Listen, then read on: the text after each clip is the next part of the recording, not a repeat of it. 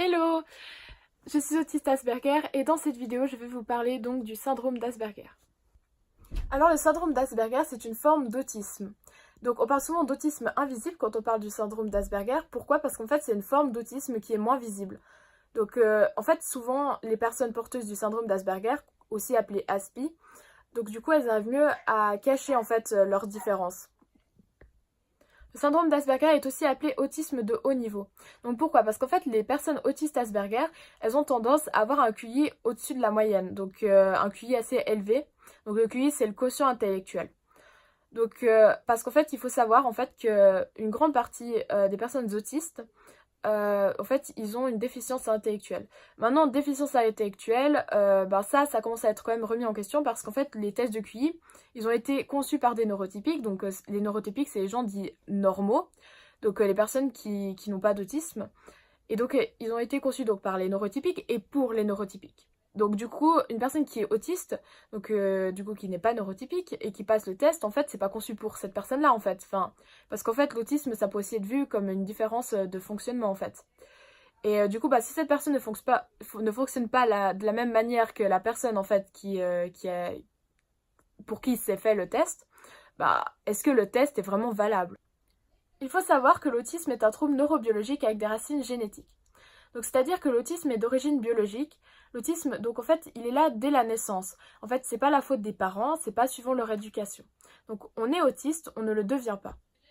En fait, on a remarqué des anomalies dans le cerveau des personnes autistes. Donc en fait, on a en fait découvert que les personnes autistes, en fait, elles fonctionnent différemment des personnes neurotypiques. Mais déjà, ça se passe déjà dans le cerveau, en fait. C'est vraiment biologique. Et du coup, en fait, l'autisme est une différence de fonctionnement. Donc, si vous voulez, en des mots très simples, en fait, c'est une manière différente de voir les choses. C'est une autre manière de fonctionner. C'est une autre manière de voir le monde. De manière générale, les personnes autistes Asperger ont un comportement inadapté socialement.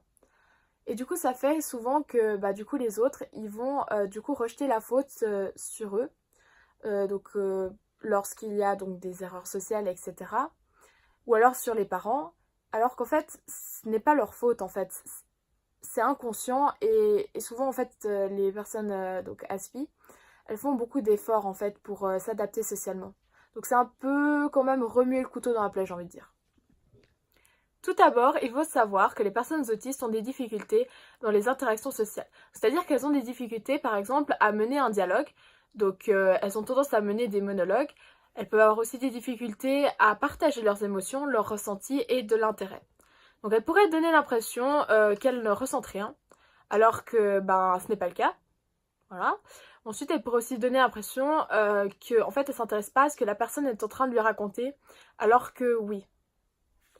Ensuite, les personnes autistes, en fait, elles ont la difficulté pour saisir et puis comprendre le langage non verbal. Donc le langage non verbal, c'est-à-dire le langage corporel, l'expression faciale et l'intonation de la voix.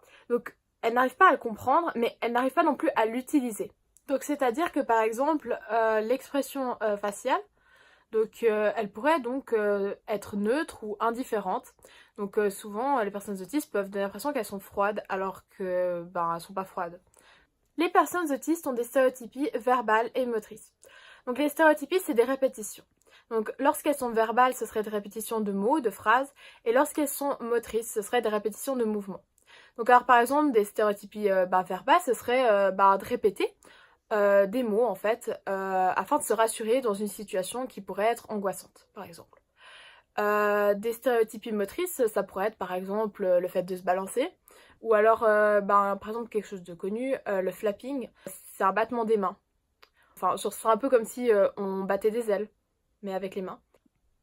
Les personnes autistes ont ce qu'on appelle des intérêts restreints. Donc on appelle plutôt ça dans le langage courant des passions. Donc ce sont des centres d'intérêt, ça peut être tout et n'importe quoi. Et ce sont donc des centres d'intérêt auxquels la personne va accorder une grande importance. Elle va beaucoup s'y intéresser et elle va développer beaucoup de connaissances là-dessus ou alors des compétences, suivant ce que c'est. Et ça va monopoliser en fait ses conversations et ses activités. Donc elle va parler par exemple tous les jours de ce sujet ou alors elle pourrait aussi faire des activités en fait qui sont liées justement à ce sujet. Donc par exemple, si la personne est passionnée de musique, ben jouer de la guitare. Ces intérêts restreints sont fixes, donc c'est-à-dire qu'ils vont pas changer sans arrêt. Ils vont être assez permanents, voilà, ça va rester le même intérêt pendant quand même un bon moment. Les personnes autistes ne tolèrent pas les changements. Elles ont besoin que leur environnement reste inchangé, fixe et permanent et aussi stable. Donc en fait, le fait qu'il y ait des changements, en fait, ça fait souffrir en fait la personne autiste parce qu'en fait, ça va la faire angoisser. Du coup, les personnes autistes tentent de contrôler leur environnement et de le rendre le plus prévisible possible, au moyen d'habitudes et de rituels. Donc ces habitudes et ces rituels sont propres à chacun, donc ça veut dire que ça dépend de la personne. Donc par exemple, ça pourrait être de faire les choses dans un certain ordre avant de partir en cours tous les matins. Ça pourrait être de contrôler plusieurs fois si on a tout dans son sac avant de partir. Ça pourrait être en fait de prendre énormément de choses sur soi pour partir à quelque part afin d'être sûr qu'il ne manque de rien et que l'on ne soit pas surpris par les événements. Du coup, par rapport à l'exemple que je viens de citer, donc de prendre assez de choses sur soi, du coup les personnes autistes, elles ont tendance en fait à programmer les choses à l'avance afin de ne pas être dépassées par les événements, mais en même temps quand le programme tombe à l'eau, et ben c'est la grosse panique en fait. Du coup les personnes autistes peuvent aussi essayer de contrôler leur entourage afin de souffrir de moins d'imprévus possible et du coup d'être moins angoissées et du coup elles pourraient paraître donc tyranniques alors qu'elles ne le sont pas et que même si elles donnent cette impression-là, ce n'est pas voulu et puis c'est inconscient. Les personnes autistes peuvent manifester une grande préoccupation, parfois même un peu comme une obsession, pour des univers imaginaires. Maintenant, je vais énumérer les caractéristiques du syndrome d'Asperger. Donc, afin de savoir ce qu'est le syndrome d'Asperger et de mieux le comprendre. Maintenant, il faut savoir qu'il y a une forme d'autisme par personne autiste. Donc, ça veut dire en fait que on ne peut pas réduire une personne autiste à une liste de critères. Les personnes autistes Asperger sont hypersensibles ou hyposensibles, ou alors même les deux. En fait, ça dépend de pourquoi et ça dépend de la personne. Donc, hypersensibilité par rapport donc, aux émotions et par rapport aux 5 sens. Donc, la vue, l'ouïe, le toucher, l'odorat et le goût. Donc, déjà pour les émotions, c'est-à-dire qu'en fait, la personne Asperger donc, va ressentir plus intensément les émotions. Donc, en général, c'est des personnes très émotives. Souvent, les personnes aspi, elles pourraient pleurer assez facilement. Donc, voilà. Maintenant, par rapport à l'hypersensibilité sensorielle, donc par rapport au sens, donc par exemple, une texture pourrait être insupportable, du genre par exemple la laine, c'est un exemple. Des fois, ça peut être une hypersensibilité par rapport au bruit, donc de pas supporter le bruit, genre par exemple dans le train, il y aurait trop de bruit, ce serait insupportable par exemple. Ça pourrait être la lumière. Donc des fois, les personnes aspi, elles portent des lunettes à soleil parce que je supporte pas trop la lumière du soleil, c'est voilà. Et en fait, cette hypersensibilité par rapport au sens, en fait, c'est très fatigant en fait, parce que en fait, c'est bien de ressentir les choses plus intensément, mais en fait, c'est très fatigant parce on est toujours, nos sens, ils sont toujours sollicités et au final, ça amène une grande fatigabilité. Maintenant, pour l'hyposensibilité, donc ce serait ressentir moins intensément les choses ou pas. Donc, par exemple, pour la douleur, ce serait être soit insensible à la douleur ou peut-être la ressentir moins intensément. Les aspis ont de la difficulté à nuancer leurs propos. Donc, c'est-à-dire que pour eux, c'est souvent noir ou blanc. Donc, c'est pas que, en fait, ils ont des idées arrêtées ou comme ça, c'est juste qu'en fait, ils ont eu leur réflexion. Ils ont eu leur réflexion logique, ils sont arrivés à une conclusion et en fait ils ont envie d'exprimer leur argument et d'expliquer en fait pourquoi d'après eux c'est ça. Mais c'est pas qu'ils n'ont pas conscience en fait de l'avis d'autrui en fait. Donc déjà faut savoir ça. Ensuite, ouais voilà. Et ensuite, ça peut aussi être souvent aussi dans les émotions, c'est-à-dire que soit c'est noir, donc soit c'est le désespoir, la tristesse, soit c'est blanc, donc c'est la joie, c'est le bonheur et tout. Donc par exemple, une personne aspi, elle pourrait passer facilement en fait d'un moment où elle est en train de pleurer à un moment où elle est carrément morte de rire en fait. Les personnes aspi ont une pensée dite concrète et littérale. Donc c'est-à-dire qu'elles ne vont pas comprendre les sous-entendus, le second degré et l'implicite. Souvent, les personnes aspi sont les dernières personnes à comprendre le sens d'une blague, étant donné qu'elles ne comprennent pas le second degré. Souvent aussi, elles peuvent être vexées, étant donné qu'elles ne comprennent pas le second degré. Donc si on fait une blague sur elles, par exemple, elle pourrait être vexée parce qu'elle prendrait la chose littéralement. Donc par exemple, une blague du genre dire qu'elle est bête, ben elle va prendre vraiment littéralement qu'en fait qu'elle est bête, pas que c'était pour rigoler, etc. Ensuite, elles comprendront pas forcément, elles ne saisiront pas forcément le sarcasme. Elles peuvent l'utiliser. Et des fois, on peut croire aussi qu'elles font du sarcasme alors que ce n'est pas le cas. Donc voilà. Ensuite, aussi, elles croient souvent tout ce qu'on leur dit. Et du coup, elles peuvent paraître naïves. Les aspi vont moins montrer leurs émotions par le langage corporel, comme j'ai expliqué avant avec la froideur, l'indifférence de l'expression faciale, etc. Mais en fait, lorsqu'il s'agira d'exprimer des émotions fortes, les aspi les expriment en fait de manière disproportionnée. Les aspi sont plus lents pour traiter les informations, car ils ne les traitent pas de manière intuitive comme les neurotypiques, mais ils intellectualisent tout. Du coup, ça aussi, c'est très fatigant en fait de toujours tout intellectualiser. Ça, c'est aussi pour les codes sociaux.